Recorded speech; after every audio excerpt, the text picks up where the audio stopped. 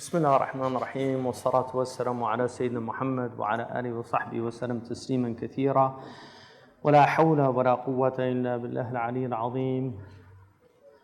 اللهم لا علم لنا إلا ما علمتنا إنك أنت العليم الحكيم. اللهم افتح علينا حكمتك وانشر علينا رحمتك يا ذا الجلال والإكرام. وصل اللهم على سيدنا محمد وعلى آله الكرام ولا حول ولا قوة إلا بالله العلي العظيم. الحمد لله. اللهم افتح علينا فتح العارفين ووفقنا توفيق الصالحين وزدنا علما. وصل اللهم على سيدنا محمد وعلى آله وصحبه وسلم تسليما.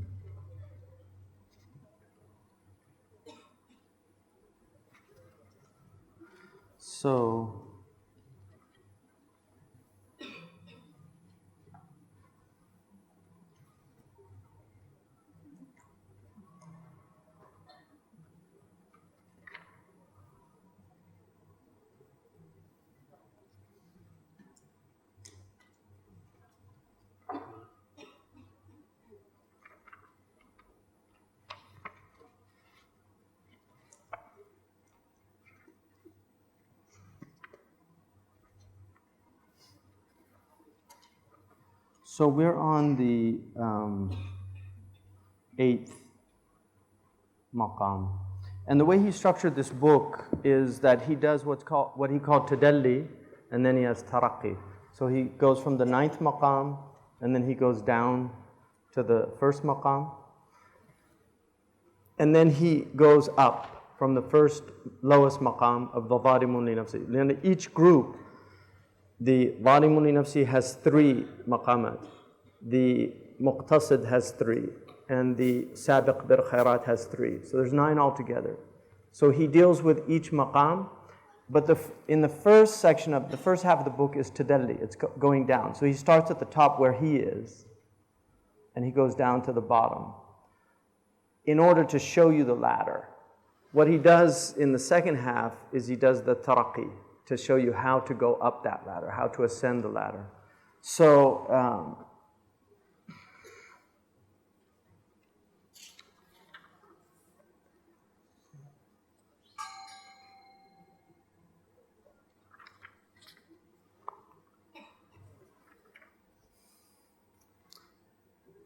we're on the 8th maqam, and we did that, the maqam of the khawas al-ulama bi ahkamillah. And this is the maqam of sa'atan, little by little. You're either in something important or more important, but you're in something important. And then the 7th maqam is that an yakun fi muhimmin in lam yakun fi aham, that he's in something that's important if he's not in. It's similar to the 8th maqam, but it's less, because in the 8th maqam he's going to be these are for the khawas of the ulama of the ahkam of Allah. The first one are the ulama of Allah and the ahkam of Allah. This one is the ulama of the ahkam of Allah. This next one is it's less, it's similar, but it's less than the 8th. And he mentions the importance of studying knowledge, which we went over yesterday, and Ibn Wahbin's experience that he had. So he talks also about taking a reward for prayer, and he goes into that because it was a very important issue in the early period of Islam. And that's where we left off yesterday. So he says, وَإِلَى هَذَا كَانَ يَذْهَبُ سَيْدَ الْمُفْتِي سَرَقُسْطِي رَحِمَهُ اللَّهُ وَنَصُّهُ. So he's quoting the Mufti Saraqusti, in which he says, مَا يَأْخُذُهُ الْإِمَامُ عَلَى الْإِمَامَةِ مِنْ أَحْبَاسِهِ أَوْ مِنْ أَقْوَارِهِمْ إِدَارَةٌ لَهُ عَلَى عَمِلِهِ. So to take a reward for praying is a type of ijara. It's like you're renting him for the action. So it's like you're hiring him to do a particular thing, which is the imama. And he says, min al-wara' al-khuruj min al-khilaf, to get out of khilaf is good, because the ulama differed on this. Some of them said the imam could not take a ratib. Others said the mu'adhin could, because he has to go early. So not everybody has to, but for the imama, you have to have a group praying in the masjid, so somebody has to be there. So he has to be there anyway. So why should he take a ratib on it? These were the debates of the early Islam. And so some of the scholars argued that no, they shouldn't take it, and others said that it's, as society gets more complicated, you need the imams, and so taking the ajr is not. And then the ahbas, which is the North African way of talking about endowments, because in the East they say awqaf, in the West they say ahbas or hubus. So it's wizarat al-ahbas or wizarat al-hubus. So the Moroccans know that term because that's what they use. And they both come from the hadith. One uses habis, like to tahbis, and the other uses awqif, right? So he says, قال شارح الحكم إنه بين فيها طريق العارفين ومنهاج السالكين وأما من عدا هؤلاء من مقتصد أو ظالم لنفسه إذا لم تكن فيه جرحة فالعلم له رحمة وإن لم تدركه خشية. So he's talking now about العلم in the hikam, العلم إن قارنته الخشية فلك وإلا عليك. Knowledge, if it is coupled with awe of God, then it's for you. If not, it's against you. He argues that that's for this highest maqam. That's not for the lower maqams, because not everybody has khashya. And so he says still knowledge is better. And he gives the example, muttaqi shirk in amila bima alima faqad ata'a Allah ta'atain. So the muttaqi shirk, there are 5 categories of taqwa. The first and least of all of them is the one who fears shirk. Every Muslim has that maqam. And in that way, they all enter into those ayahs that talk about the muttaqeen. But there's also the taqwa of kaba'ir, because somebody fears shirk, but he falls into enormities, major wrong actions. Then there's the muttaqi as-sagha'ir, those who fear the lesser actions. And then there's the muttaqi al-mubahat, those who actually fear, this is the highest maqam, those who fear even the permissible things, because like Imam Ali said, ad-dunya mal'unatun, halaluha hisab, wa haramuha iqab. This dunya is really a damned place, because what's permissible in it is a reckoning, and what's haram is a chastisement. So you're going to be reckoned for what you take from it. And this is why a lot of these arifin, what they would do was take the mubah and make it into the mandub or even the wajib by niyyah, which is a high maqam. So he says that if somebody learns and then acts according to his knowledge, he's obeyed Allah in 2 things, in the learning and then in the acting according to the knowledge. And then he says that وَإِن لَمْ يَعْلَمْ وَلَمْ يَعْمَلْ فَقَدْ عَصَى اللَّهَ مَعْصِيَتَيْنِ. But if he's ignorant and he's disobedient, he's disobeyed Allah with 2 ma'siyas, with 2 acts of disobedience. Being ignorant and not acting according to it. وَإِنْ عَلِمَ وَلَمْ يَعْمَلْ بِمُقْتَضَى عِلْمِهِ فَقَدْ أَطَاعَ اللَّهَ سُبْحَانَهُ وَتَعَالَى طَاعَةً وَعَصَاهُ مَعْصِيَةً. قاله شهاب الدين القرافي. So he said, whereas if he learns and doesn't act according to it, he's only done one sinful thing. So it's better, what he's saying is, it's still better to learn and not act according to your knowledge than it is to not learn and just disobey Allah subhanahu wa ta'ala. Now some of the Sufiya would say that the danger of learning and not acting according to your knowledge is Allah might excuse the ignorant one. So don't get deluded by this. Like, he might excuse the ignorant one because he just doesn't know, whereas he afforded you the opportunity to learn knowledge, because not everybody is afforded that opportunity to sit with the scholars and to learn and have this knowledge transmitted to them. And so not to act according to this great gift that you've been given is like throwing the gift back in the giver's face, to use an analogy. وَلِلَّهِ الْمَثَلُ الْعَلَى. So then he says, فَقَدْ حَصَرَ مِنْ هَذَا إِنَّ الْعِلْمَ نِعْمَةٌ. Knowledge is a blessing. وَالْعَمَلَ بِهِ نِعْمَةٌ. And acting according is a blessing. So there's two blessings. The blessing of knowledge and the blessing of acting according to it. يَسْأَلُهُمَ الْعَبْدُ مِنْ رَبِّهِ مُفَرَّقَيْنِ. This is a really amazing insight. When you ask Allah, the dua, the famous dua of the Prophet, when he asked Allah, he asked him for both separately. He didn't ask him for them together. He said they're together in the statement, but they're distinguished as separate in the dua. So Allah subhanahu wa ta'ala said, the Prophet said, Allahumma arini al-haqqa haqqa warzuqni ittiba'a. So show me the truth as truth. That's the knowledge. وَارْزُقْنِي اتِّبَاعًا. And then let me act according to it. So he asked them separately. وَأَرِينِي الْبَاطِلَ بَاطِلًا وَارْزُقْنِي اجْتِنَابًا. And show me falsehood as falsehood and give me the ability to avoid it. So he separated between the knowledge and acting according to that knowledge in the dua. He asked for them separately. So this is his point, is these are separate things. ثُمَّ إِذَا لَمْ يَكُنَ الْعِلْمُ يُورِثُهُ خَشْيَةً فَلَا يَزْهَدُ فِي قِرَاءَتِهِ.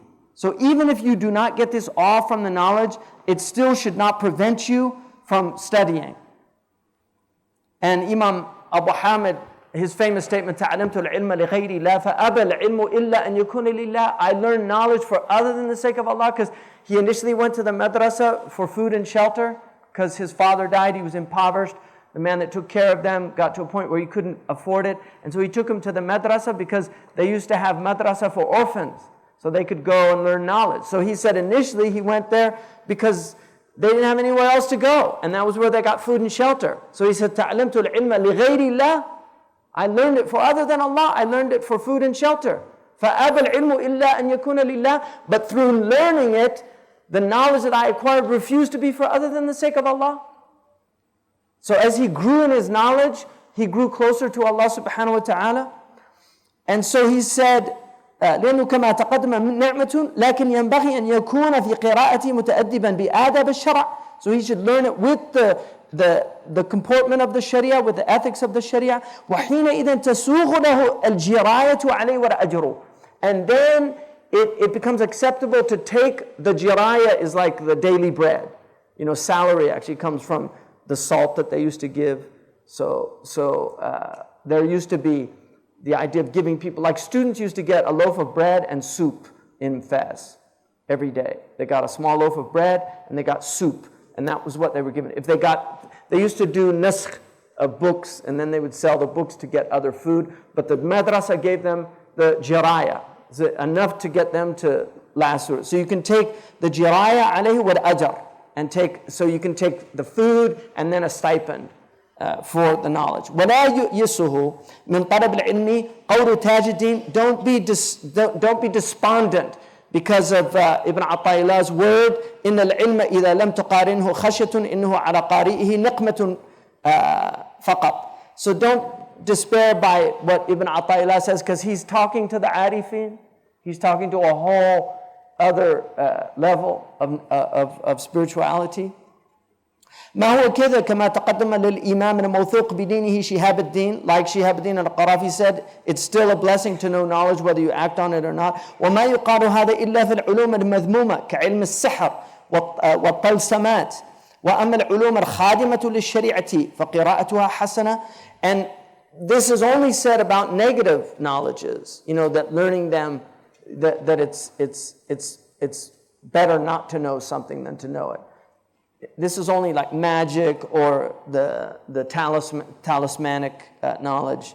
As for those knowledges that serve, the instrumental knowledges of the Sharia, like Arabic and other, the studying them is a good thing. وَالْمُرَتَّبْ عَلَى ذَلِكَ سَائِغٌ. And to take a salary for that, there's nothing wrong, it's acceptable. And this is the dominant opinion of all the later scholars. And that's why when he referred Dukali mentioned to Al-Barzali about that, that bothered Ibn Arafah, that he explained to him why he was taking it, and he said, that's sakhsakha, it's like a joke, and so why are you even bringing that? He said, from his point of view, that was true, because he was taking the wara', but remember, the qa'ida is, يَتَوَرَّعَ الْمَرْءُ فِي نَفْسِهِ وَلَا يَحْمِلُ أَهْلُهُ وَلَا غَيْرُهُ عَلَيْهِ, that a man is scrupulous in and of himself, but he doesn't force it on other people. So if somebody wants to be scrupulous in that and not take money, that's his prerogative. إذا كان القارئ فيه إذا كان القارئ فيه أهلية ذلك. I think he's saying إذا كان للقارئ فيه أهلية لذلك. So if he has the appropriate ability to do that. وقرأ على ما ينبغي فأول ذلك أن يعتني بما ينبني عليه عمل في الدين. The first thing you should be concerned about is what is necessary to act according to your religion. ويكون في طلب العلم كمنشد ضالة. You should be like one seeking a lost thing, right? Because the Prophet ﷺ said, الحكمة ضالة المؤمن. Wisdom is the lost property of the believer, and the munshid is the one that seeks it out. ولا يفرق بين أن تظهر الضالة على يده أو على يد من يقرأ معه. He shouldn't be concerned whether that lost thing manifests on his hand or the hand of somebody he's reading with. معينا لا خصما, somebody to help him, not to argue with him. ويشكر له إذا عرفه الخطأ أو أظهر له الحق, and he should be grateful if he identifies for him some mistake or manifest the truth for him. كما لو أخذ طريقا في طلب ضالته فينبهه صاحبه على ضالته في موضع آخر. And like that, if he's taking this path looking for this lost thing, his companion should remind him about it when it's appropriate. أكان يشكره أم يذمه أكان يكرهه أم يفرح به. So he has to look at, is he grateful or is he blameful? Does he dislike it or is he happy with it? كذا الشيخ مع التلميذ, and this is the relationship of the teacher with the student. He has to, because there's different types of relationships. So the teacher with the student, with تلميذ مع الشيخ, and also the student with the teacher, كلاهما لا تكون همته إلا في إصلاح متن وتكميل نقص وتبيين ما أشكل هكذا قال بعضهم. So you could have a student whose himma is in rectifying the metan. Like when you read a book, there's mistakes. This book has mistakes. It's well published. There's still mistakes in it. Sometimes there's some missing letter or a dot missing or something. And you can make those mistakes. So the metan that you're reading, which is the text, like the hadith, there are different hadiths.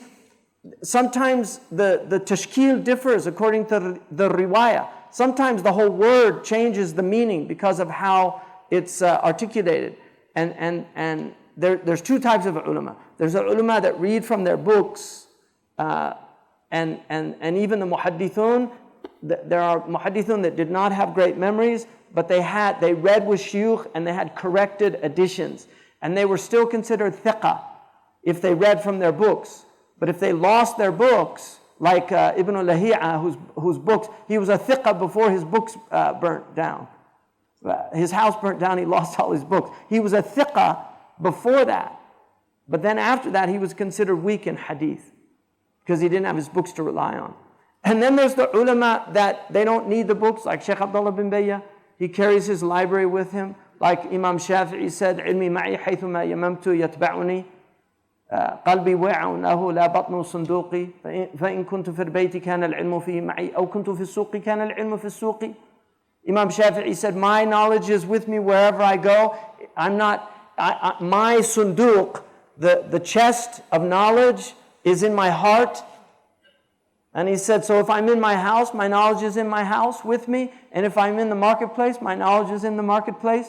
So wherever he went, that's the real alim, is the one that fi sudur alladhina utul ilm. Allah says it's in the breast of people given knowledge. And then there's other people that learn the tools of knowledge and they're able to work with their books.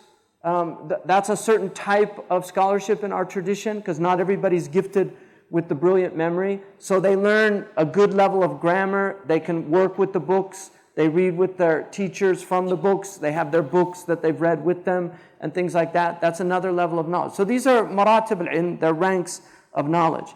Then he says, so one is to rectify the metan, and one is to takmil naqs, like to complete, to if there's something missing, to complete it, the deficiency. وَتَبْيِينَ مَا أَشْكَالٍ, and also to make clear what's difficult in the text. So you have the problem of rectifying the text, because there's mistakes in all of our written works. And one of the things, Shaykh Abdullah bin Bayya, Allah yahfaduhu, one of the things that he found in Ibn Taymiyyah's famous Fatwa of Mardin, that there was a misprint from 100 years ago. And all the books that were printed had this misprint in it. And the Al-Qaeda based a fatwa on that misprint. And when he refuted it and showed actually that it was a mistake, they actually condemned him. Their people condemned him. And they put me in there as well, because I was part of that. Right. So, there was a misprint. And one of the ulama at that time was a little upset with the sheikh because he challenged the fatwa.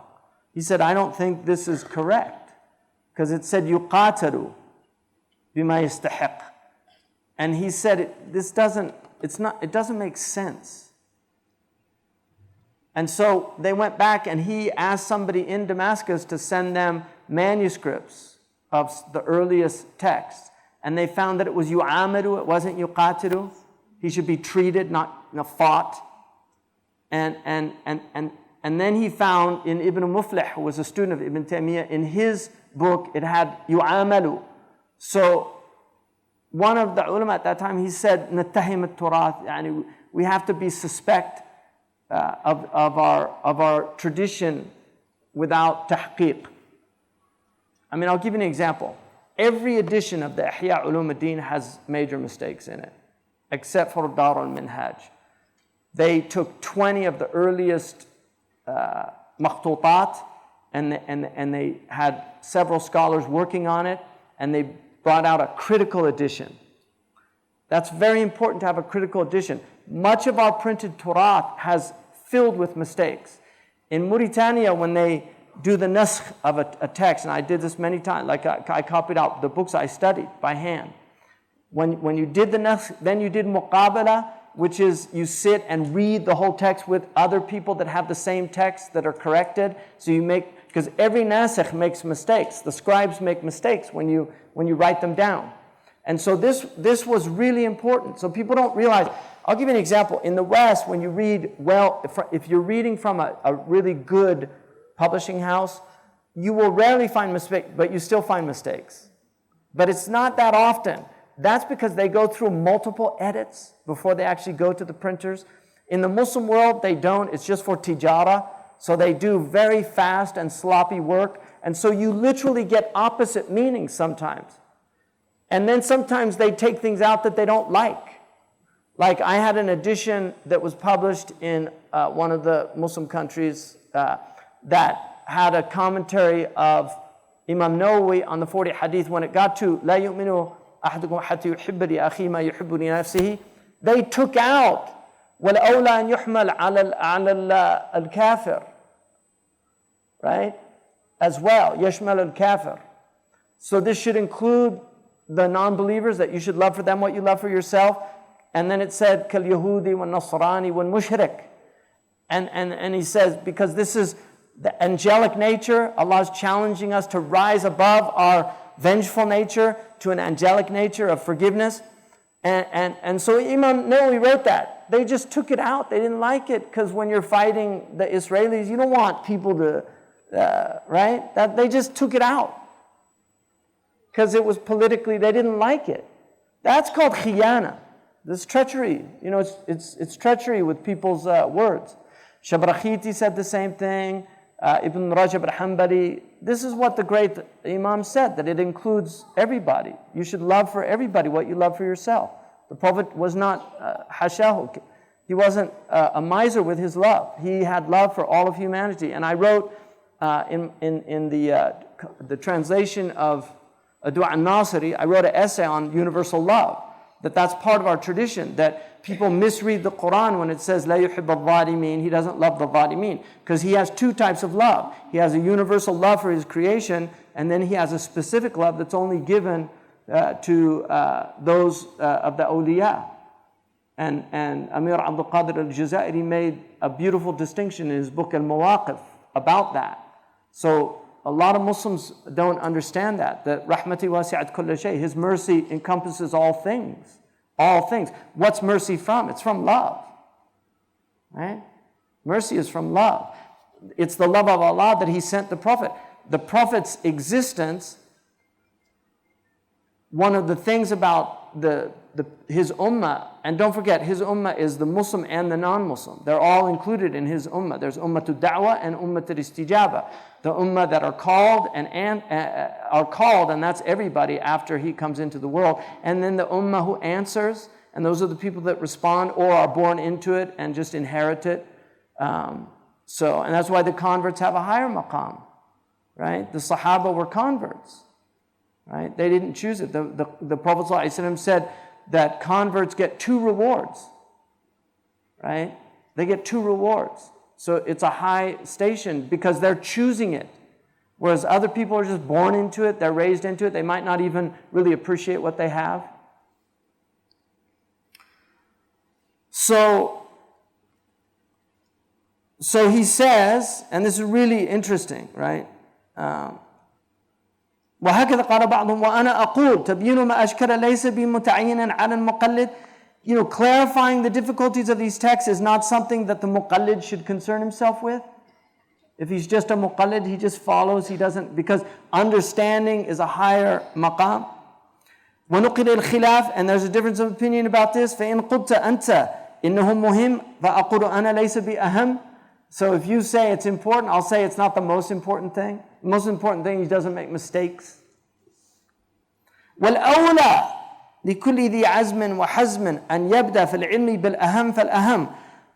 The priority of everyone who has resolution and resolve is that he begins with knowledge that's most important and then the next following. So you don't start learning things that are not very important before you learn the important things.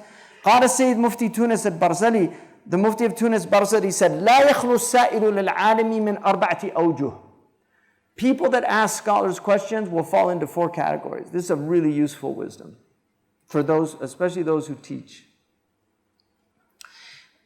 Murstashidun, the one who's actually seeking rushd, right? They're seeking to know something. واجب على العالم دلالته. The alim has to point him in the right direction. وعلامة ذلك في السائل قبوله وتسليمه. The sign of this is that he accepts it and resigns himself to it. This is the muqallid. Somebody who's not, they're just looking for guidance. They're not like a scholar.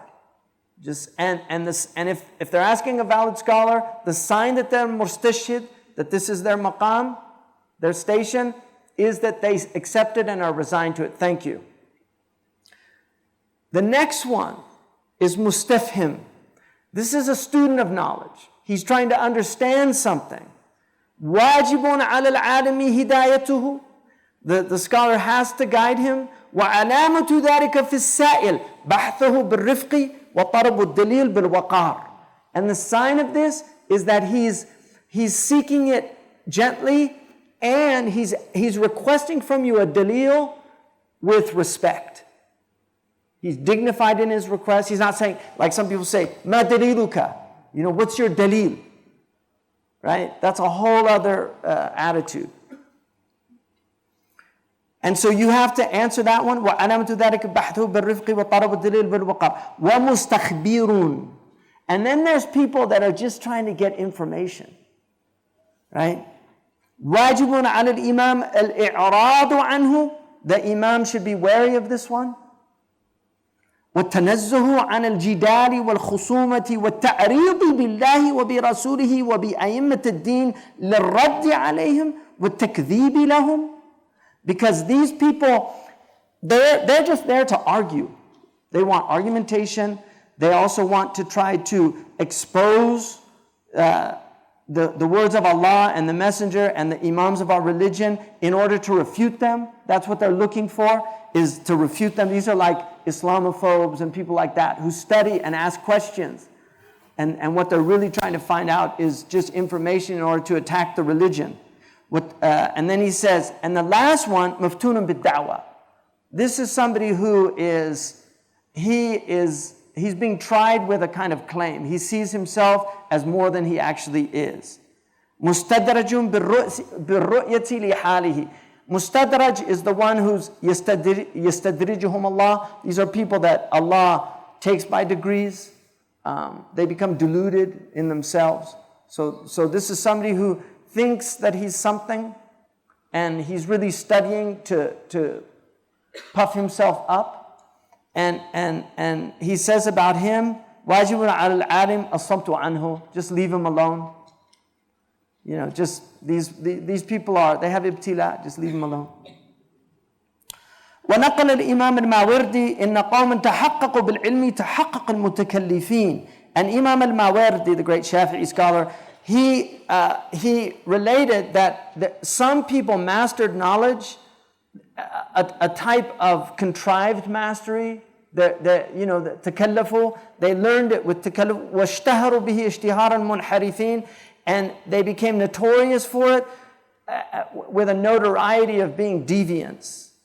وَإِذَا أَخَذُوا فِي الْمُنَاظَرَةِ ظَهَرَ كَلَامُهُم. When they start to argue, you see quickly what they're really about. And there's a lot of people like this. وَإِذَا سُئِلُوا عَنْ وَاضِحِ الْمَذْهَبِ ضَلَّتْ أَفْهَمُهُم حَتَّى أَنَّهُم يَتَخَبَّطُونَ فِي الْجَوَابِ خَبْطَ عَشْوَاءٍ فَلَا يَظْهَرُ لَهُم صَوَابٌ وَلَا يَتَقَرَّنْ مِنْهُمْ جَوَابٌ ولا يرون ذلك نقصا إذا لفقوا على المخالف حججا مألوفة وهم قد جهلوا من المذهب ما يعلمه المبتدئ. So these are people that they really don't know true knowledge, and you find these people, they learn certain verses that they always ask, like, what do you say about وَمَنْ لَمْ يَحْكُمْ بِمَا أَنزَلَ اللَّهِ? You know, what do you say about those who don't give the... I was with Sheikh Sawi, and somebody asked him, يا شيخ ماذا تقول في قوله تعالى ومن لم يحكم بما أنزل الله فأولئك هم الكافرون. And this is somebody who just wants to say that the hukam of the Muslims are kafirs because they don't implement the Sharia. That's what they want to make takfir of the rulers.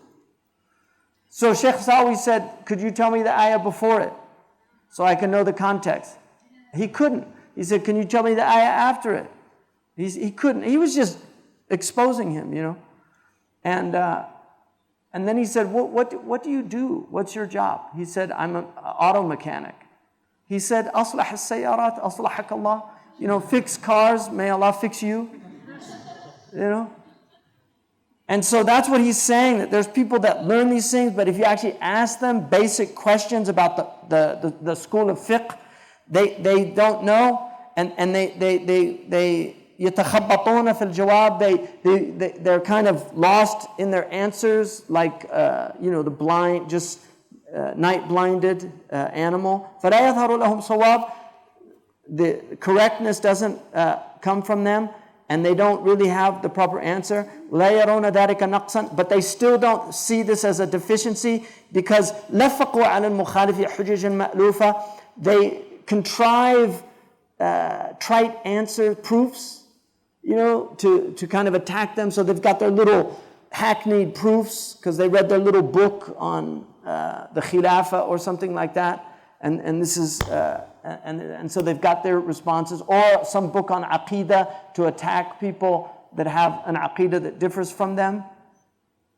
And then he says, وَهُمْ قَدْ يَهِرُوا مِنَ الْمَذْهَبِ مَا يَعْلَمُونَ مُبْتَدِئ. They're ignorant of even the most basic things in a school of fiqh that even a tyro would know. وقالوا أبو درداء لا تتعلموا العلم لتتجملوا به فإنه يوشك إن طال بكم عمره أن يتجمل أحدكم بعلمه كما يتجمل ذو البزة ببزته.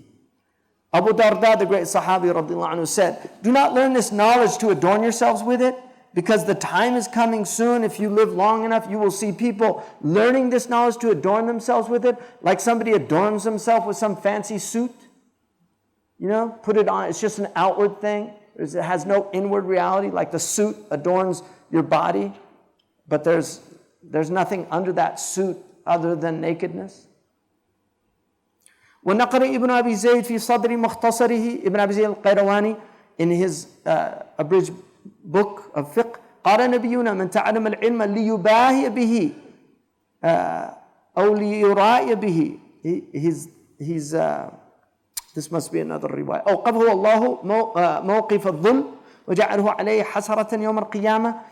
It's ليباهي به العلماء أو ليرائي به السفهاء. Like just to show off to scholars and things like that. Allah will put him in a humiliated place and make this regret and remorse on the Day of Judgment. ولا يقال هذه الآفة من قراءة العلم. It should not be said that this is some fault in actually studying. إنما هي من خبث الدخيلة. It really relates to the sickness of the person who's studying. It's not the fault of the knowledge, it's the fault of the one learning. كالمنافق يقرأ القرآن, like a hypocrite who reads the Quran. And then he says, ولذلك قال ربيعة لا تعلم العلم سفهاءكم فيصرف أخلاقهم فيه. Don't teach this knowledge to idiots, to fools, because they will do their foolishness with the knowledge, so the knowledge gets attributed to that foolishness. So don't teach the fools this knowledge, because their bad character, they'll express their bad character knowing this knowledge, and people will associate it with this. قال وهب ابن منبه العلم كالغيث ينزل من السماء حلوا صافيا فتشربه الأشجار فتحوره على قدر طعومها يزداد المر مرارة والحلو حلاوة. This knowledge is like rain that comes down from the heaven. It's pure, and then the foliage, the trees drink it in. They take that water and then they transform that water based on their nature. So if they're sweet trees, then that water is transformed into a sweet fruit. But if they're bitter, it's transmitted into something bitter. So this is how knowledge is. Depending on your tree, whether you're sweet or bitter, is going to be how that knowledge manifests in you. So that shows you who you are. It's not the knowledge, it's you. فالقائل أعوذ بالله من العلم يضاهي من يقول أعوذ بالله من الغيث. So the one who says I seek refuge in knowledge, and unfortunately we have people like that. There's a type of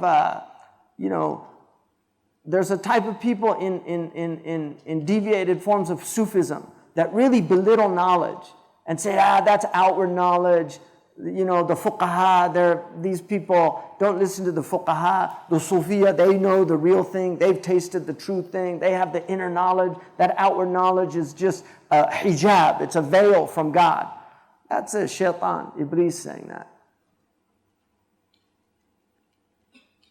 So to say I seek refuge from knowledge is like saying I seek refuge from rain. قال الشاطبي. This is an amazing statement by Shatibi. أجاز النظار أن يتصور الاجتهاد في الشريعة من غير المسلم. The theorist of our religion deemed it conceptually possible that a non-Muslim could reach the level of ijtihad. Amazing statement. Amazing statement. There's a hadith that the Prophet said the end of time won't come until the kafir will argue with the Muslim with the words of his religion. يجادل المنافق الكافر المشرك المؤمن بما يقول.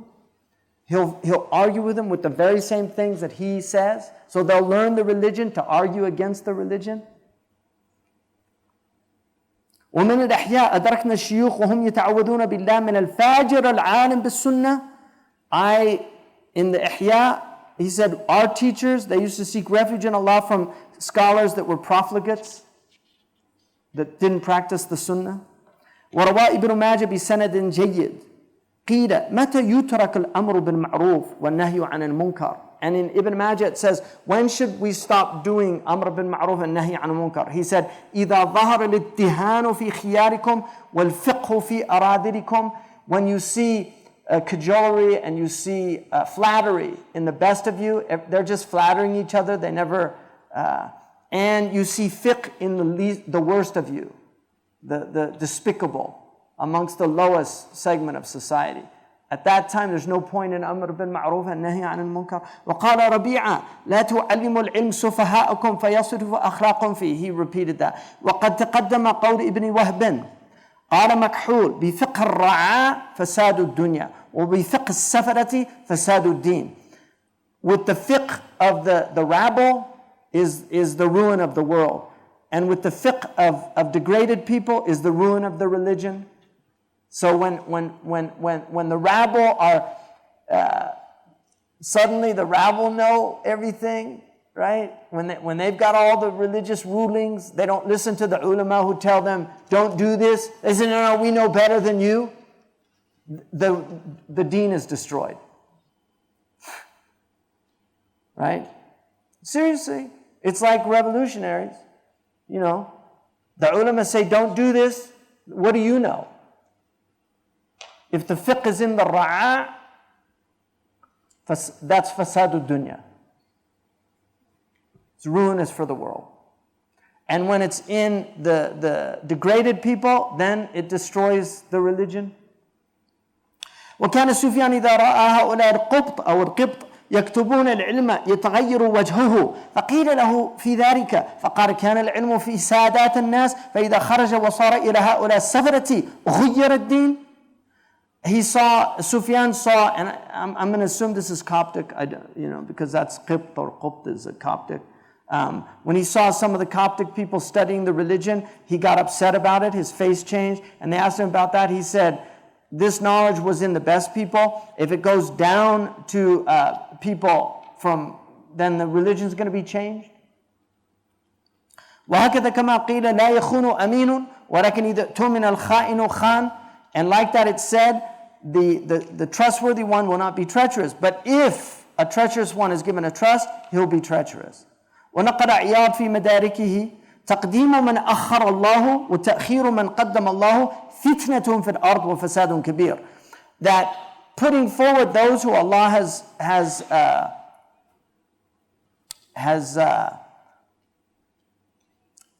put behind or delayed, like when you have an imam and you put forward somebody who's got a good voice but they're not a faqih, and the faqih is not put forward, so that's like taqdeem and ta'khir. It's inappropriate, because the Prophet said the end of time won't come to people put forward imams just to hear a beautiful voice. They're not really fuqaha, they just want to hear them yataqanna bil Quran. And so he's saying, and Zamakhshari has very funny, it's not funny, it's actually quite tragic, but he says,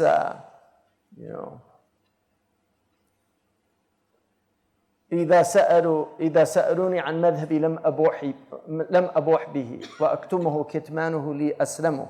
If they ask me about my school of thought, I don't reveal it. Concealing it is much safer for me. إن حنفيا قلت قالوا بأنني أبيح الطلاء وهو شراب المحرم. If I say I'm Hanafi, they say, oh, he permits wine. And everybody knows wine is haram. Because the Hanafis, the tila it's a type of grape drink that they boil, and until 2/3 of it go, they drink it. And so the Hanafis permitted nabidh, a type of fermented. It wasn't wine yet, but it still had a fermented, and so there was a khilaf about it. Some said it was actually had the hukm of wine. So they'll say, خلاص. وإن مالكيا قلت قالوا بأنني أبيح لهم أكل الكلاب وهم هم. If I say I'm Maliki, they say, oh, he permits the eating of dogs, and they're the dogs, right? وإن شافعيا قلت قالوا بأنني أبيح نكاح البنت والبنت تحرم. And if I say I'm Shafi'i, they say, oh, he permits marrying daughters, and everybody knows the daughter's haram. And this comes from a mas'ala far'iyya. If a man fornicated and the woman had a child and it was a girl, and then he married the girl later, that legally the contract would be valid. It's it's a horrible thing, but it's one of those legalisms. And so they said, oh, well, he permits marrying the daughter, and everybody knows the daughter is haram. And then he said, وين حنبليا قلت قالوا بأنني بغيض حلولي ثقيل مجسم. And if I say I'm Hanbali, they say he's gruff, anthropomorphist, heavy to be around, and somebody that associates with Allah. وإن كنت من أهل الحديث وحزبه يقولون تيس ليس يدري ويفهمه. And if I say I'm like Salafi, like a person who just follows the dalil, they say you're a goat that doesn't understand anything. And then he says, إني تعجبت من هذا الزمان وأهله. I'm amazed at this time and its people. فما أحد من ألسن الناس يسلموا. Because nobody's safe from tongues of people. وأخرني دهري وقدم معشرة على أنهم لا يعلمون وأعلموا. And this time put forward people. It held me back. أخرني دهري وقدم معشرة. So it held me back with all my genius and put these people forward. Why? Because they don't know and I know. And then he says, ومذ أفلح الجهال أيقنت أنني أنا الميم والأيام أفلح أعلم. And since I've seen ignoramuses prospering, I realized I'm the meme, the harf meme. And the age that I'm living in is أفلح أعلم. Aflah is the one who's the lower part of the lip is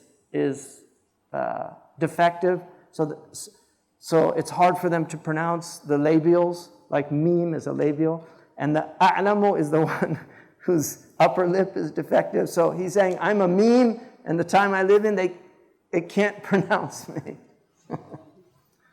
But that shows you that this is like when he died in the 6th century.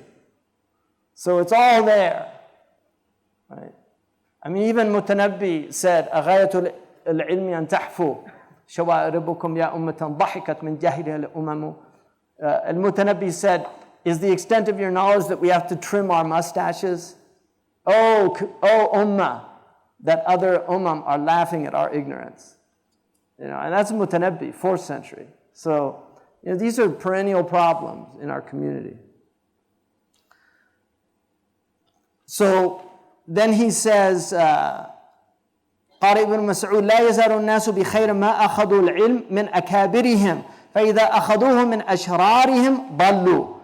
Ibn Mas'ud said, people will remain in a good state as long as they take knowledge from their elders. When they start taking it from the lower people, the ashrar, they'll go astray. قال عمر قد علمت متى صلاح الناس ومتى فسادهم. Omar said, I know when people will be sound and when they'll be corrupted. إذا جاء الفقه من قبل الصغير استعصى عليه الكبير وإذا جاء من قبل الكبير تابعه الصغير فاهتدى.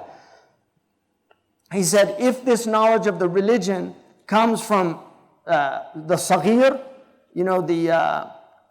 the immature, then the mature one will find it difficult to accept it from him. Right? But if it comes from the elder, then the younger one will follow him and they'll both be guided. ونقل أبو عمر بسنده عن عطار خرساني كان إذا صلى يتكلم بكلمات فغاب يوما فتكلم رجل من المؤذنين فسمع رجاء بن حيوة صوته فقال من هذا؟ قال أنا. قال اسكت فإنا نكره أن نسمع الخير إلا من أهله. Abu Amr relates from Attar Khurasani that when he used to pray, he would speak. But one day he was absent, and so one of the mu'adhins spoke in his place, and Raja ibn Haywa heard him, and he heard his voice, and he said, who's that speaking? And the man said, it's me. He said, shut up. He said, we don't want to hear something unless it's from the people of this knowledge.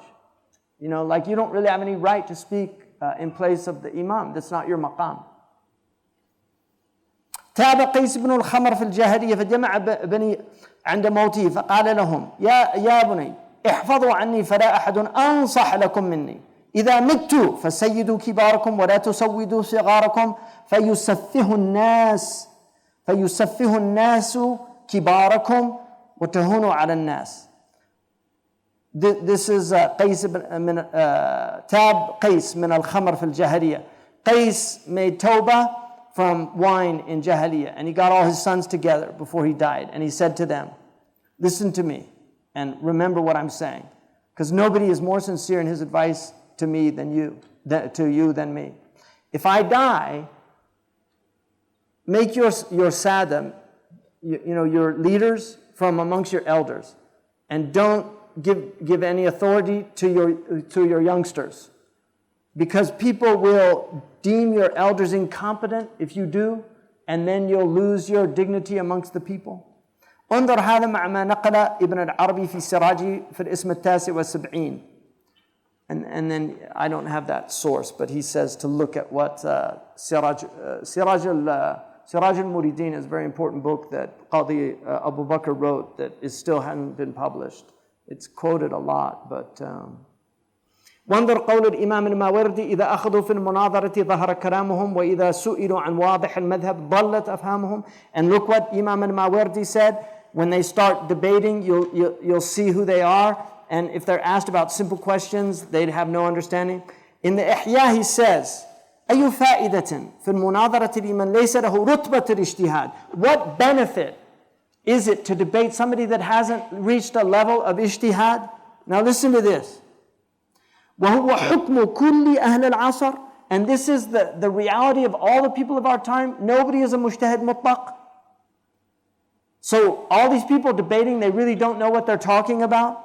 And then he said, الذي لو ظهر له ضعف مذهب مقلده لم يجوز له أن يتركه بل يجب عليه أن يقول ولعل لمقلده مدرك لم يدركه. So if he finds something in the person that he's imitating of the ulama that differs from another dalil, he has to say he must have a dalil I don't know about. If he's not at the level of mastering all the dalils. I mean, you have to see the wisdom in this. It's not saying that you're not following the dalil. It's saying, I don't have the knowledge to question Malik or Abu Hanifa or Shafi'i. If you have that level of knowledge, you have every right to question them. But if you don't, then don't be fooled by these people that claim they do. Hum rijal wa nahnu rijal. We're men and they're men. It's not like that. ثم قال من وظائف المتعلم الاحتراز من الإصغاء لاختلاف الناس. One of the things that students have to be aware of is listening to the differences of opinion. فإن إصغاءه لذلك يدهش عقله ويحير ذهنه ويفتر رأيه ويؤيسه من الإدراك والاطلاع بل ينبغي أن يتقن أولا الطريقة الواحدة المرضية عند أستاذه فإن كان أستاذه من عادته نقل المذاهب فليحذر منه فإن إضلاله أكبر من إرشاده ولا يصلح الأعمى لقود العميان وإرشادهم ومن هذه حاله فهو يعد في عمل حيرة وتيه الجهل. Beware of listening to differences of opinion because these will perplex your intellects, confuse your minds, they will enfeeble your opinions and cause you to despair about truly understanding. Rather, you should first master one way that's pleasing with the ulama. Master one way that's pleasing with your teacher.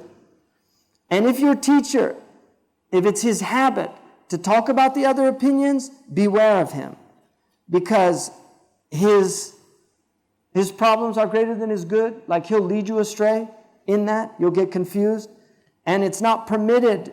And it makes no sense that a blind man lead the blind.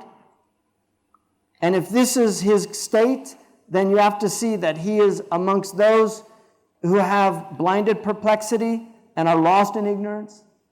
قال المازري كنت بين يدي أستاذي في الأصول فجاء الثبت أن اليوم من رمضان فقلت هذا اليوم لا يقضى على رواية مالك وبعض أصحابه فأخذ بأذني أستاذي وقال لي إن قرأت العلم على هذا فلا تقرأه فإنه يجي منك زنيديق. Imam al-Ma'ziri, one of the truly great scholars, when he was a student, he said, I was in the presence of my teacher of usul, and Maziri was a great usuli scholar, so his teacher was. And he said a sound source came to tell us that Ramadan had begun. And so I said, according to one opinion on the riwayah of Malik and some of his companions, we don't have to make it up, right? But you're supposed to make it up. But there's difference of opinion about it. So he quoted this differing opinion. He said, my teacher took me by the ear, right? And that's something they call tahkim al-udhun. Like the sheikh will twist your ear. It's interesting because in Chinese medicine, it's supposed to stimulate the brain, right? So he twisted the ear. And he said, if you're going to study knowledge with don't read it, because, you know, it's just little heretics come out of this type of attitude, you know. You won't be a big heretic, you'll be a little one. And a heretic, zindiq, is the Greek word haraseia means to choose for yourself. That's the essence of heresy, is that you don't follow the tradition. You think you're big enough to choose for yourself.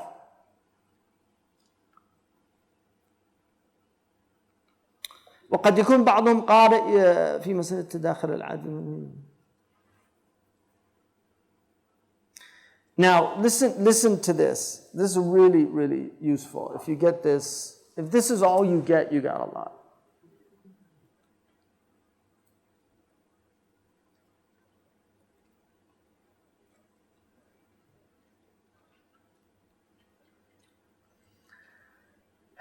For the muqtasid, when you read knowledge, so this is somebody who's a moderate in his religion. When you read knowledge, he's, you know, it's not necessary that he become a master of dialectic and debate.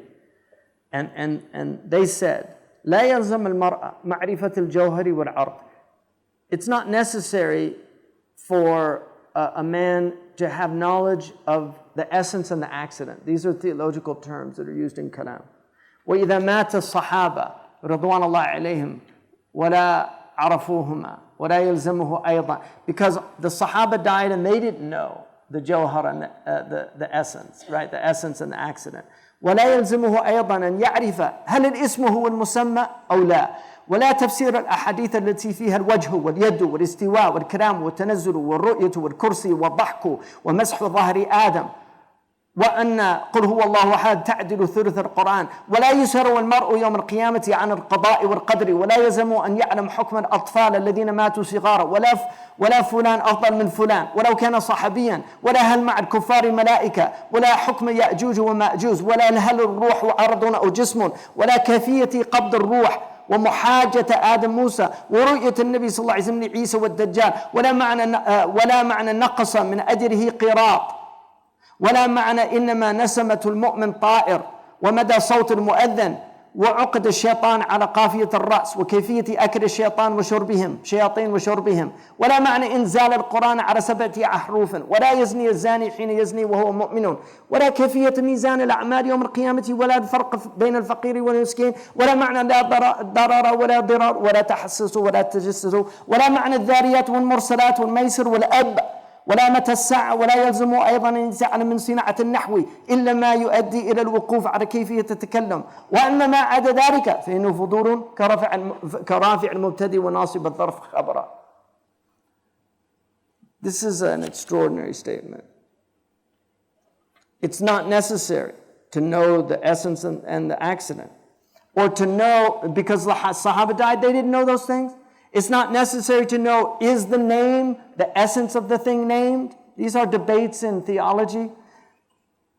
It's not necessary to know what is the interpretation of the hadiths that have face and hand and istiwa and kalam, or how God comes down, or the vision of God and its nature, or what's the kursi, what's the throne, or the laughing when it mentions dhahak in relation to God, or that God touched the back of Adam, or that Qul huwa Allahu ahad is a third of the Quran. A man will not be asked on the Day of Judgment about the qada and the qadar. It's not necessary for him to know what the ruling of children who die in kufr before they reach maturity. Nor does he know so-and-so is better than so-and-so, even if it's a sahabi. Or are there angels with the disbelievers? Or what's the ruling of Yajuj and Majuj? Or what's the nature of the ruh? Is it an accident or is it a body? Or how is the ruh seized? Or what's the nature of this debate between Adam and Musa? Or what's the vision of the Prophet ﷺ when he saw Jesus and the Dajjal?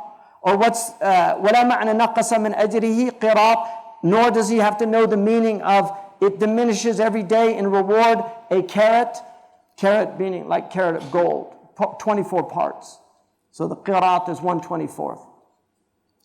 Nor the meaning that the soul of the believer is a bird that flies, or how far the voice of the mu'adhin goes, or these knots that shaitan ties on the back of the nape of a man's neck, or what is the nature of the eating of the shayateen and how they drink, or what it means that the Quran came down on 7 letters, or that when a person fornicates, at the time they're fornicating, they're not a believer, or the nature of the balance of the scales of action on the Day of Judgment, or the difference between a faqir and a miskeen. This is a khilaf between the fuqaha.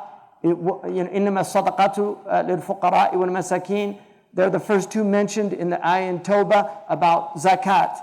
And so what's the difference of faqir and miskeen? Some say the faqir has a year's provision and the miskeen doesn't have a day's provision. Some say it's the opposite. He's saying you don't have to know the differences to get into paradise. Or the meaning of la darara wa la dirar, this qaida, no harm and no reciprocating harm. Or wa la tahassasu wa la tajassasu, don't spy and don't seek out information. Or what's the meaning of dhariyat in the Quran, or mursalat, or maysir. There's a khilaf about the meaning of maysir. Or ab in Surah Abasa when it talks about abba, one of the 7 foods. Omar was asked about ab. He said, what heaven will protect me and what earth can I reside upon if I speak about the Quran things I don't know? So ab is one of those mysterious words in the Quran. So you don't have to know that. وَلَا مَتَى السَّاعَةُ, or when the hour happens. None of these things. You don't even have to learn grammar except what's enough for you to speak. Right? And anything after that is just extra, like knowing why something كَرَافِعَ الْمُبْتَدَى, right? What makes the mubtada marfu' and what makes the dharf mansoob. What a relief. Seriously, what a relief. Ibn Ata'illah said, God's not going to ask you about the qadr and the qada on Yawm al-Qiyamah, but He's going to ask you about His awamir and His nawahi, and about His commands and prohibitions. He said, so seek Him where He seeks you. Don't seek Him in knowing the mysteries of the qadr. Seek Him where He seeks you.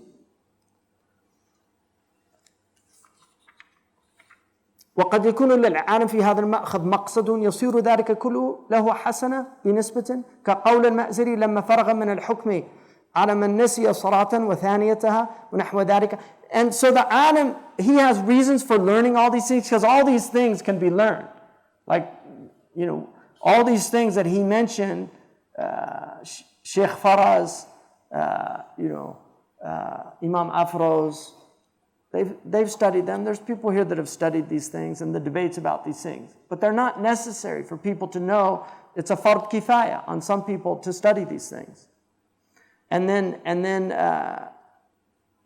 anything other than that, they're extra. So he says, for instance, when Imam al-Ma'ziri talked about the hukm of the one who forgets his prayer and then the next one, and he said, I'm just mentioning these ليكد الطالب فيها فهمه فيكتسب من كده لفهمه فيها انتباها وتيقظا فيما سواها من المعاني الفقهية وغيرها مما يطالعه.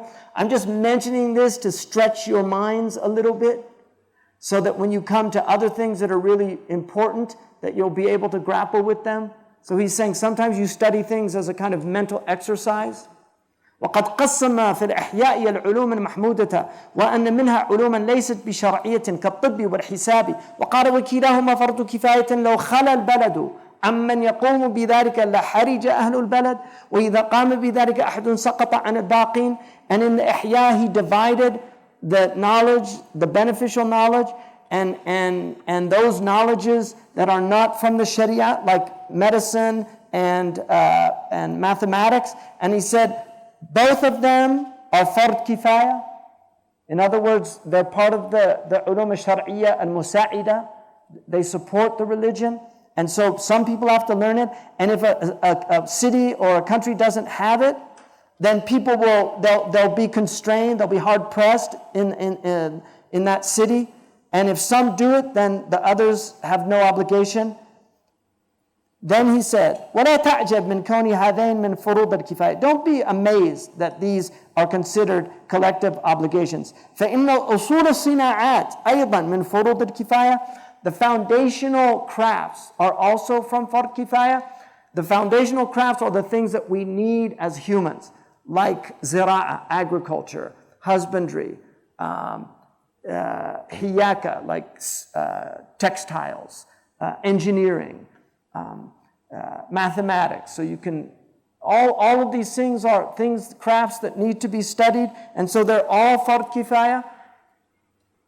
And then he says,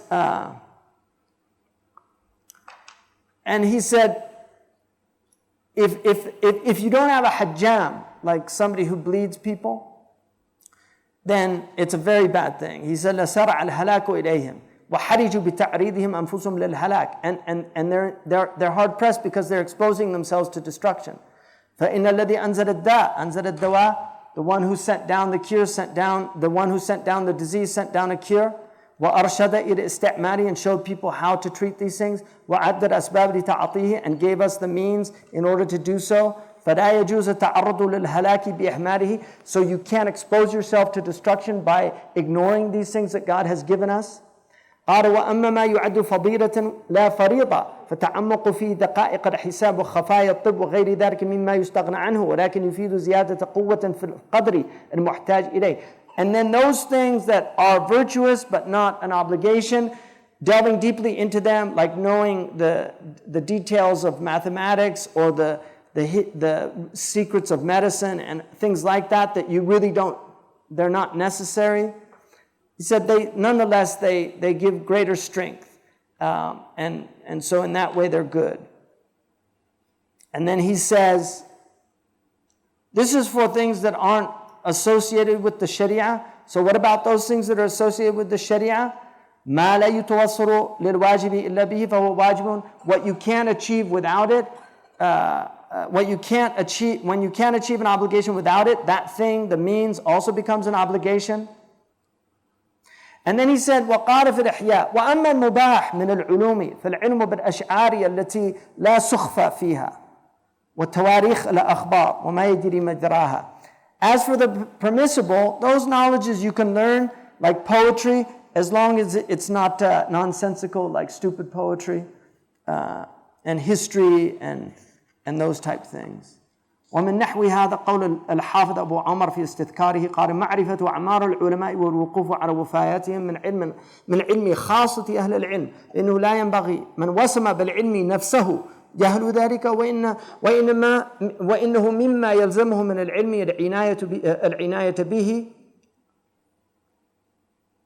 العناية به والقيام بحفظه. So he says that knowing the ages of the ulama and their death dates, this is a special knowledge for the elect of the people of knowledge.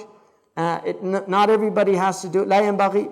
And those who brand themselves with knowledge, if they mark themselves as knowledgeable people, they should know these things. But not everybody has to know them, right? So, Sheikh Muhammad Yaqubi, you ask him any alim and he'll give you his name, his father's name, his death date, usually when he was born. He knows all those. Sheikh Abdullah bin Bayya knows all those. We know some of them. But that's a good knowledge to have when people died. Because the generation they were in, the ulama that were alive at the time. وبالجملة فقد تبين مما قرأته أن طلاب العلم كما قال الله تعالى ثم أورثنا الكتاب الذين اصطفينا من عبادنا فمنهم ظالم لنفسه ومنهم مقتصد ومنهم سابق بالخيرات بإذن الله ذلك هو الفضل الكبير جنات عدن يدخلونها. All of them are in paradise, all these people. And so the Prophet ﷺ said سابقنا سابق ومقتصدنا ناج وظالمنا مغفور له. So our sabiq is an outstripper, our moderate one has salvation, and the one who impressed himself is going to be forgiven. And we ask Allah, and then he says, نسأل الله العظيم أن يحقق لنا هذا الوعد الكريم وأن ينفع البعض بالبعض وأن يغفر لنا أجمعين إنه أرحم الراحمين ثم من دون هذا المقام مقام آخر وهو مقام السادس.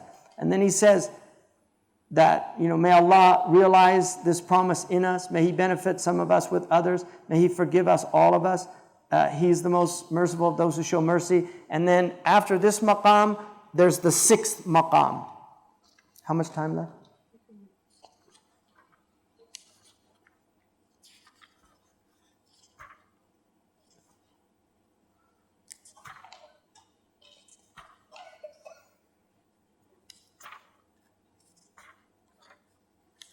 So I can finish tomorrow, inshallah.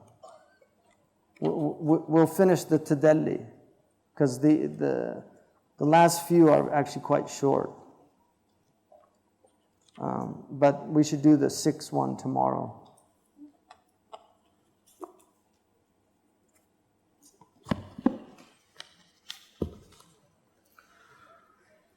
Yesterday in the women's section, you mentioned that some scholars said that women shouldn't be taught how to write because of the possible fitna that it may cause, because reading and writing are mostly taught together in the West. I assume that meant scholars felt that the woman should be illiterate. Yeah, no, that's not true. What they felt was that you have to remember, these ulama, their main goal was to protect society from fasad. And they were worried, like now you have texting. That's why I mentioned it with texting yesterday. There's a lot of men and women text now, and it opens the door of fasad.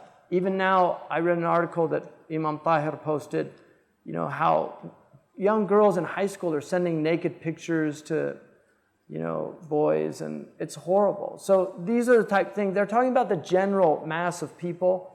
And like I said, Marabt al-Hajj rejected that opinion, but that was an opinion amongst many ulama. And for that reason, women tended to study.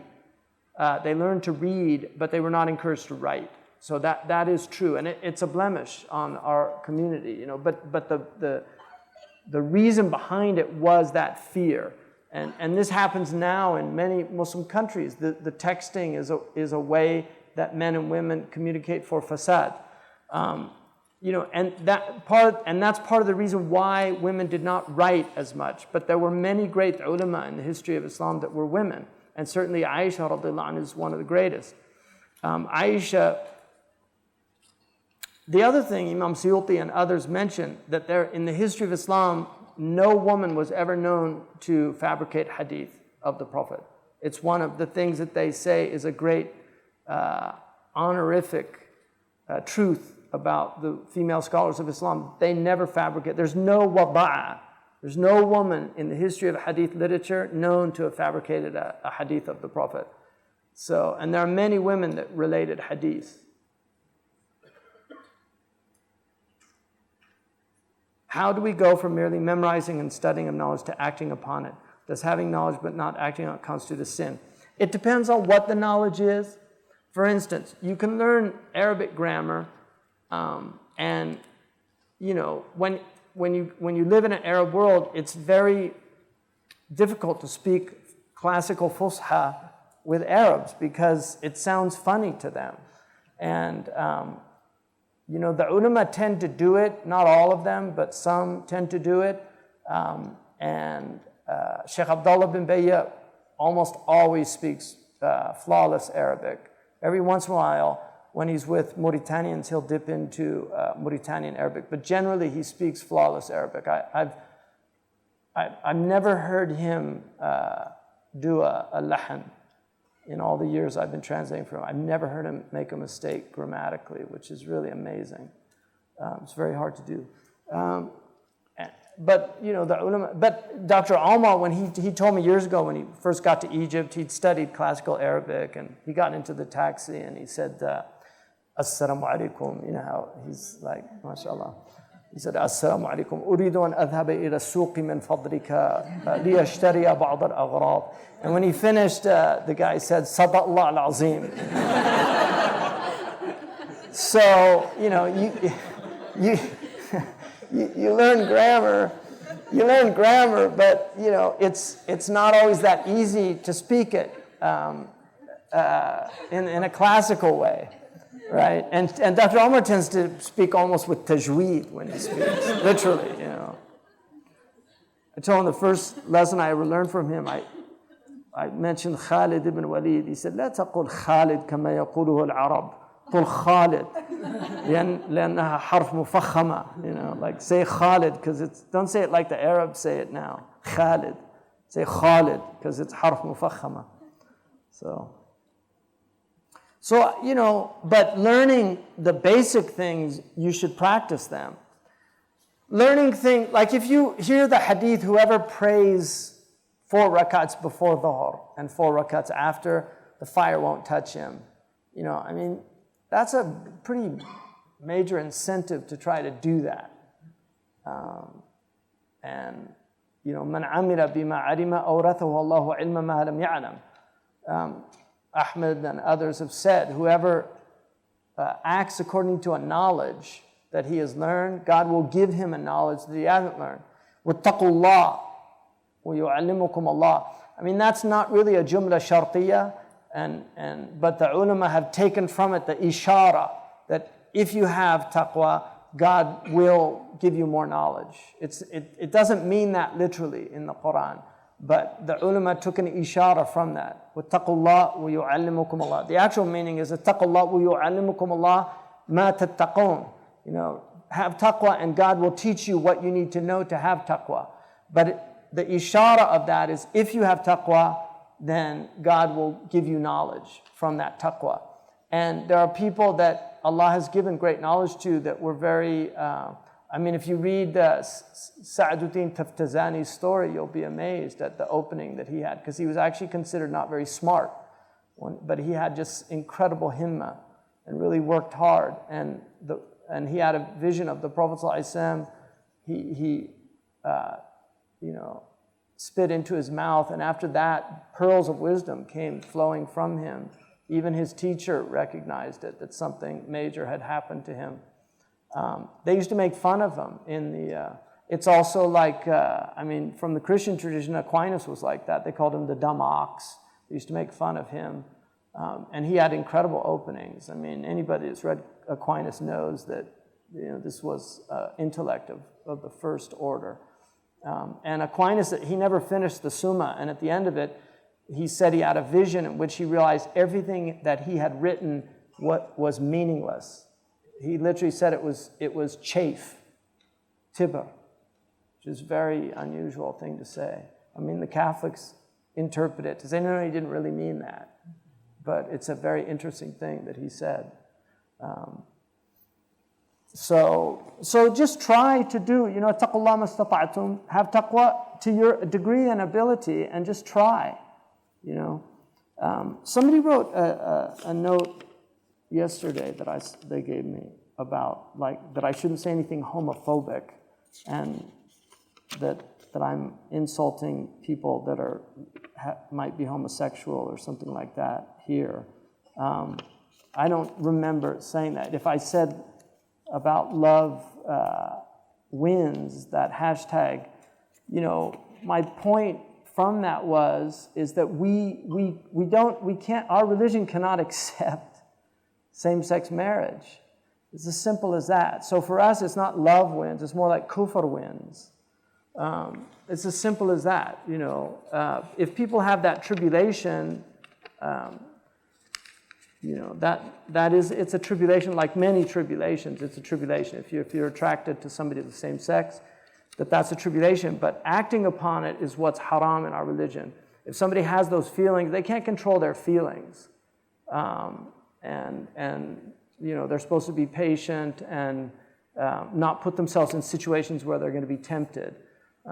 So just like men and women who are attracted to each other, they shouldn't put themselves in situations where they're going to be tempted either. So that's my point, is that Muslims should not, because of the zeitgeist, and I guess some people don't know, that's just the spirit of the age. It's like whatever the latest mode is, the fashion, that we can't change our religion for the zeitgeist.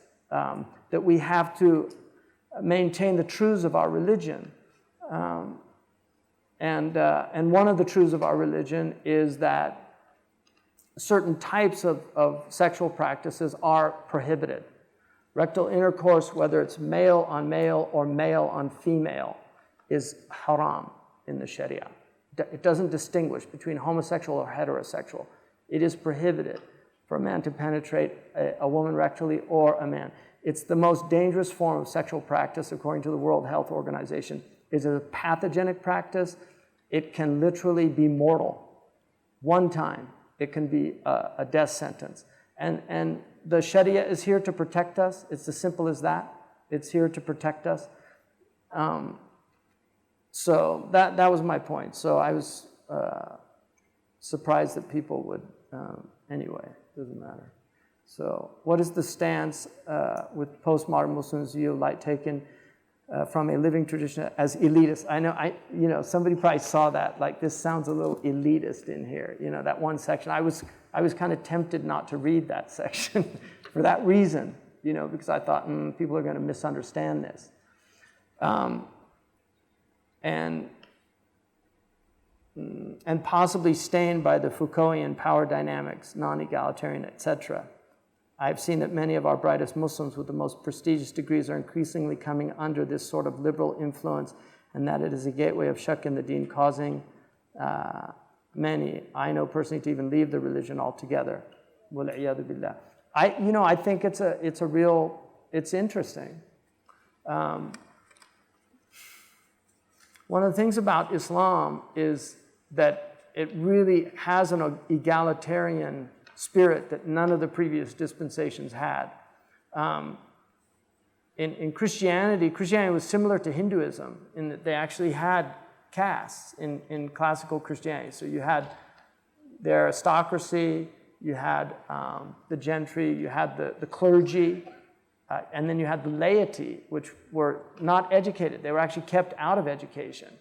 And you have the serfs, right, the peasants, similar to Hinduism, where you have the Brahman, the Kishtiya, the Vaishya, and the Shudra, the Dalit.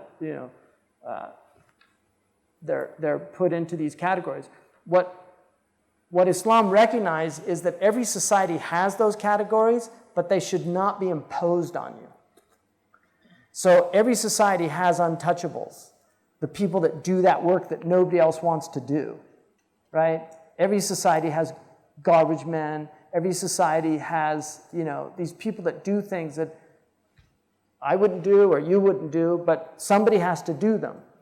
In certain religions, they were literally born into that.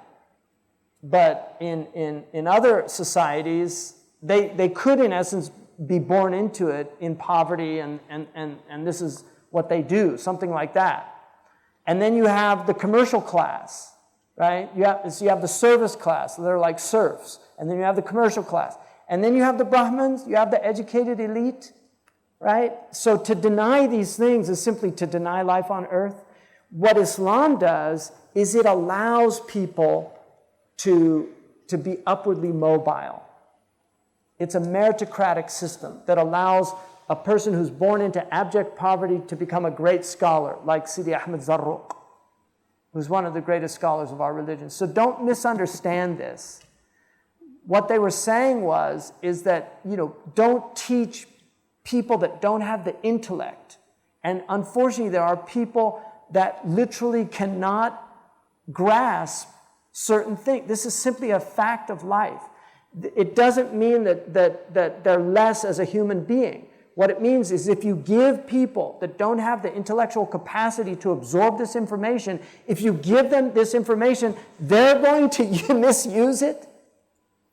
And so it has to be kept within a class of people where their intellects are, but those people have to beware of not becoming arrogant and thinking they're better, because our tradition tells us the street sweeper can be the wali of God, and the alim can be a mutakabbir and a munafiq and have a much harder time getting into paradise. And so that's the difference, is that we have to be aware of that. It's not an elitist thing in that way. In fact, it's a great tribulation to have a lot of knowledge, because you're accountable for what you know. And the more you know, the more accountability you have, the more responsibility you have. Look at Ibn Wahb, who cried when that man told him that story. Because he all he wanted to do is just leave me alone. Yeah, I want to worship Allah. Leave me alone. You know, dealing with people is very difficult. The Prophet ﷺ said, "Al-mu'min alladhi خالط الناس وصبر على أذاهم خير من المؤمن أعظم أجرا من المؤمن الذي لا يخالط الناس ولا يصبر على أذاهم." A believer that engages with people and is patient with their cruelty, the way they mistreat them, the way the Prophet ﷺ was mistreated. The scholars used to have a lot of respect. They don't have respect. The way people talk to them now, that they put them at the same level. Just look at some of the posts of people about great scholars. Look at what they write on the internet. Muslims, even though Allah says, قُلُ لِلنَّاسِ حُسْنًا, speak well to all people, not just to the scholars, to all people. Look what the Quran says. The Prophet said, مَنْ كَانَ يُؤْمِنُ بِاللَّهِ وَالْيَوْمِ الْآخِرِ فَلْيَقُلْ خَيْرًا أَوْ لِيَصْمُتْ. Whoever believes in Allah on the last day, let him speak good or be silent. And then the scholars make mistakes. They have zallat. They make mistakes. So it's not easy to mix with people. People have a lot of problems. They bring you their problems. It's difficult. It's weighty. You know, it weighs heavily on people's shoulders. People don't respect that. And then everybody's got their problems. We all have problems. You don't know my problems. I don't know your problems. You don't know what I'm going through. I don't know what you're going through. People have medical problems. There's people in this room that have medical problems that we don't know about. You know? So this is life on earth. But this idea somehow that Muslims, it was all elitist and aristocratic, it's not true. The early period of Islam, it was the slaves that took over the religion. And the aristocrats of the Quraysh were very troubled by it. And there are many riwayat where they say, look, this is Allah's deen, يُعْطِيهِ لِمَنْ يَشَاءُ. He gives it to whom He pleases. They were troubled by all these mawali. They were freed slaves that became the great ulama of Islam in the early period. We have the Mamluk ruled Egypt. They were slaves. It was a slave class. They ruled Egypt. So this idea somehow that Muslims were elitist and elect and they belittled the people, it's not true. The Muslims went down and they taught and elevated people. The ulama sat with ignorant people. Muli al-Arabi al-Darqawi went to the mountains of the Atlas with the most ignorant people to teach them the religion. You know, this is what the people did. They went and sat with the ignorant people, with the prisoners. They elevated people. Sidi Ahmed Zarruq, a whole clan of thieves became Muslim at his hand. And then he ended up living with them in Misrata and teaching them the religion. They were highway brigands that actually stole everybody's clothes and he refused to take off his clothes. And then when they tried to get him, something kept happening to each one of them. And then they realized that he was a wali. They all made tawbah with him.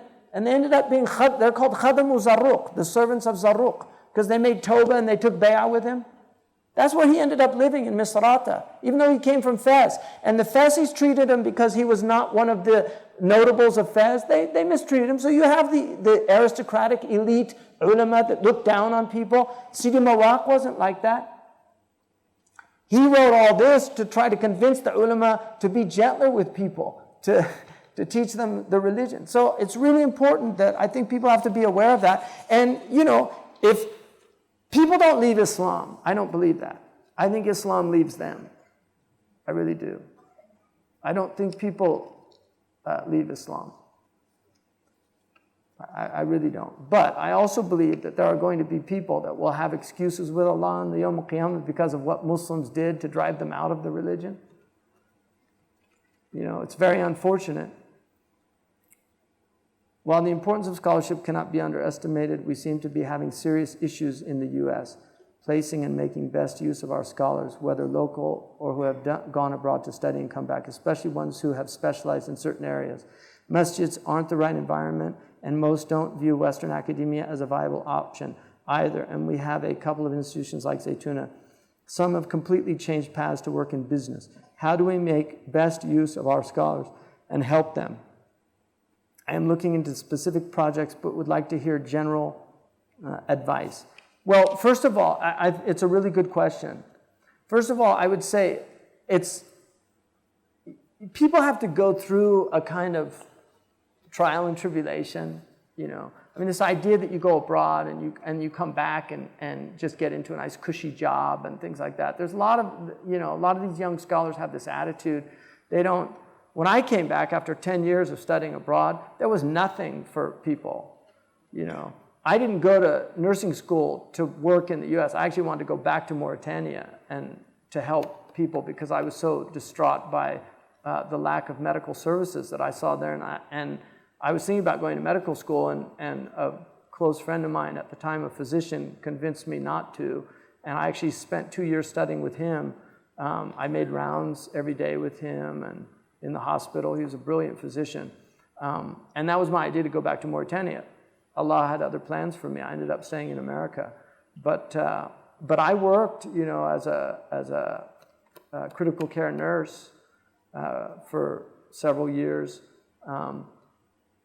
I've taught, I've always worked. I haven't, this idea that you just come in and it's all laid out for you and things like that. I mean, I struggled a lot. I had student loans that I had to pay off. I didn't take any usurious ones, but I did borrow money when I was studying. So,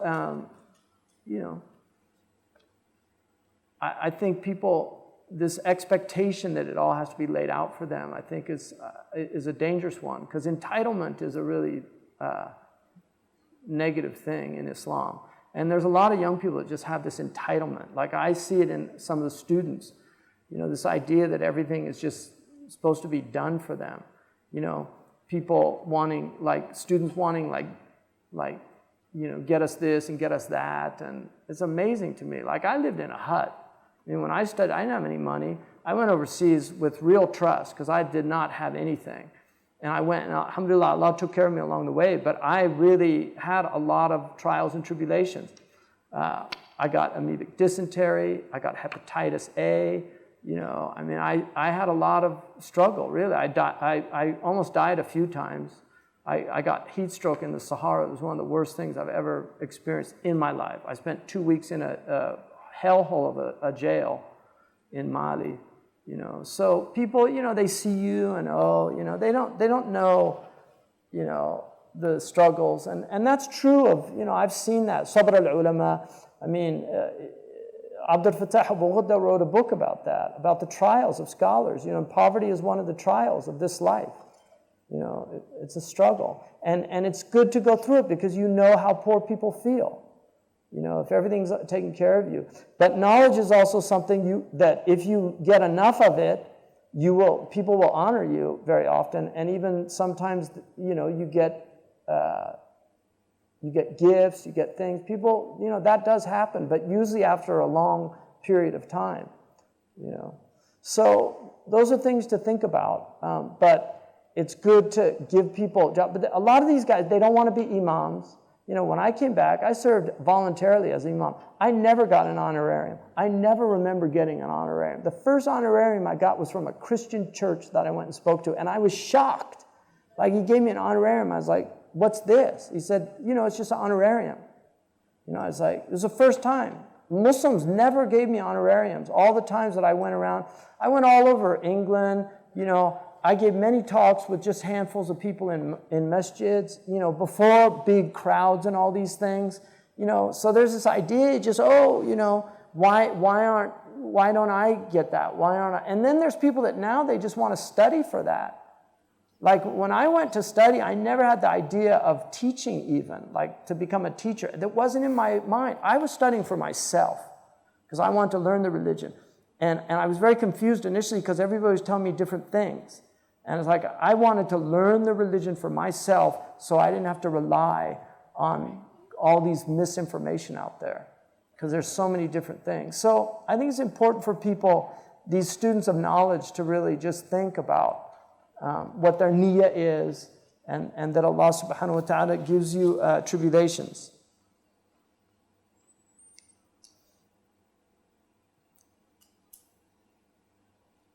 This is, I get this question a lot, that they're studying medicine, but they want to study the deen in a serious way. Medicine is definitely part of the religion. You're fulfilling a fard kifaya. Obviously, it's questionable because we have so many doctors, but you do need a certain amount But if that's your niyyah, it's like when you pay taxes, make the intention that it only goes to the postal services. Seriously, that's your niyyah. I'm only supporting the roads and the maintenance of the roads and the postal service. None of this is going, إِنَّمَا الْأَعْمَالُ بِالنِّيَّاتِ. It's not going to the bombs. It's not going to the, whatever evil the governments do with the money. It only goes to good. You have to make intention when you do that. So, you should make the intention to serve people, to keep their bodies well for the sake of Allah. And that's, you're doing something that's an obligation and you're getting a reward for that. Even if you're an engineer, it doesn't matter. As long as you're doing good things. If you're an engineer and you're making PlayStations, yeah, I would really try to get out of that as soon as possible. I'm serious. These things are destroying people. I've often found shuyukh get offended when I ask for dalil. I'm told that this knowledge is beyond me, which leaves me feeling uninspired. A scholar should not say that. If you're asking genuinely, like he said, if you're mustafhim, you want to understand. And look, everybody here is educated to some degree. Some of us have more education than others, but everybody's educated. You're all educated. You can all read and write. You have every right to know if you want to understand what the dalil is. The truth is, many of us don't know the dalils for these things, because most of us has studied within a madhab and we haven't mastered the dalils.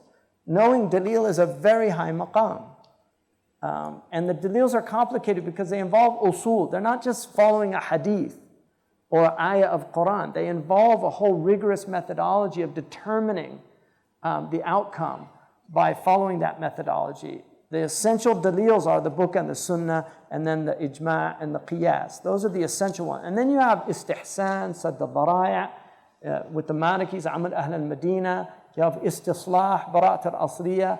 I mean, you have, different things. So, and those are the mukhtalif fiha dalils. But people should give you the dalil. Or if they don't know it, they should find it out and get back to you. Just say, I'll get back to you on that. But the idea of saying it's above you, that's not really fair.